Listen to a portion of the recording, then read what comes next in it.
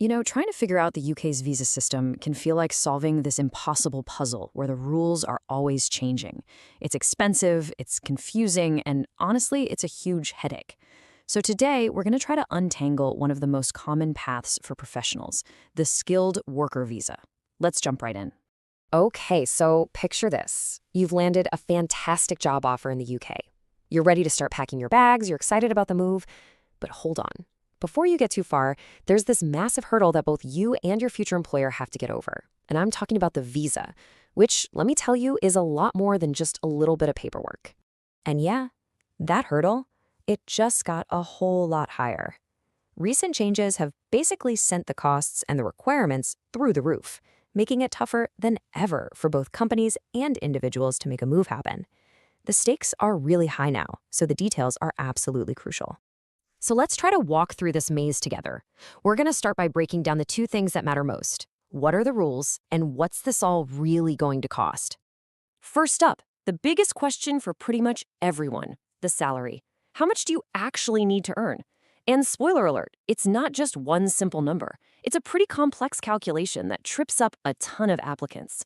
So how exactly do we crack this code? Well, this system is basically built on two key hurdles you have to jump. First, there's a general salary floor that applies to everyone. Then, there's a second hurdle, a threshold based on the specific job you'll be doing. And here's the kicker. You have to meet whichever of these two numbers is higher. There are absolutely no exceptions. Now, this is where things just got a lot harder.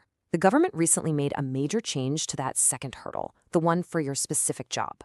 Before, you only had to earn more than the bottom 25% of people in your profession. But now, you have to earn more than the median worker, the person right in the middle. And let me tell you, that shift from the bottom quarter to the dead center is a really, really big jump. And this quote just brilliantly explains the problem with that. The government's own independent advisors, the Migration Advisory Committee, they point out that this average pay rule sounds simple, but it really isn't. I mean, think about it. A worker might be in a lower paying part of the country, or maybe they're in a junior role. They could be getting a totally fair market rate for their job, but it's now suddenly below the new visa requirement. And then we have that other hurdle, the absolute floor. Right now, that general threshold is £41,700. So even if the median salary for your specific job is actually lower than that, too bad. You still have to earn at least this much. This is the government's #1 tool for controlling who qualifies. But here's the thing. Hitting that salary target is really only half the battle. There's a whole other world of costs that have to be paid up front, long before you even get your first paycheck. And they add up fast. Just take a look at this breakdown. The costs for the employer are pretty significant, especially for the larger companies. You've got the license to sponsor, the certificate for the job, and this hefty immigration skills charge. Then it's the employee's turn.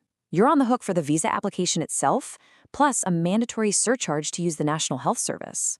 Let's just pull out one of those fees to get a sense of the scale here. The immigration skills charge. For a large company to sponsor just one person for 3 years is nearly £4,000. That is a massive upfront investment before the employee has even started working. And for the applicant, this one's a big one. You have to pay over £1,000 for every single year of your visa, just for access to the NHS. So for a 3-year visa, that's more than £3,000 you've got to find upfront. And it doesn't stop there. If you're bringing a partner or children with you, they each have to pay their own visa application fees and that same annual NHS surcharge too. The costs can just spiral into the tens of thousands for a family, just like that. So you might be thinking, what if you're just starting your career? There's no way you can meet these high salary numbers. Well, the government sort of recognizes that. That's why they created a special category called the new entrant route, and it comes with a pretty significant discount. So what is a new entrant?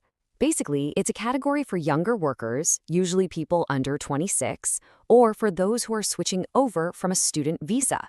The whole idea is to allow UK employers to hire promising international talent right at the start of their careers. And the discount really is substantial. The general salary threshold for a new entrant drops from over £41,000 all the way down to $33,400. That's a much more realistic target for someone who's in their first professional job. It sounds like a great solution, right? A perfect way to bring in the next generation of talent. But in practice, This discount has created a whole new set of problems for both the worker and the company. So here's the catch. The discount only lasts for 4 years. After that, the employee has to meet the full higher salary threshold. This forces employers into a corner where they have to give them pay rises much faster than their British peers, which, as you can imagine, can cause some tension. So what's the result? Well, the Migration Advisory Committee found that some companies are now just refusing to sponsor new entrants at all because it's just too complicated and disruptive. So why? Why is the system so complex and so expensive? What is the government actually trying to achieve with all these rules? Let's zoom out for a second and look at the big picture. Well, there are actually a few competing goals here. On one hand, the thresholds are meant to protect local wages and push employers to hire and train UK workers first. They're also designed to make sure that migrant workers pay more in taxes than they use in public services. And of course, it's a pretty straightforward lever the government can pull to try and reduce the overall number of people immigrating to the UK. A lot of the deep analysis of this system comes from this group, the Migration Advisory Committee, or MAC. They're the independent experts who advise the government on how to balance all those competing priorities. It's their research that flags many of the challenges we've just been talking about. And a really crucial point the MAC makes is that while these rules apply across the board, public sector jobs, think teachers or roles in the NHS, they often get special exemptions. This means the real weight of these high salaries and high costs falls squarely on private businesses that are trying to compete for global talent. And that leaves us with the final big question. The goal is to attract the best and brightest to boost the UK economy. But does setting such a high and costly bar actually achieve that?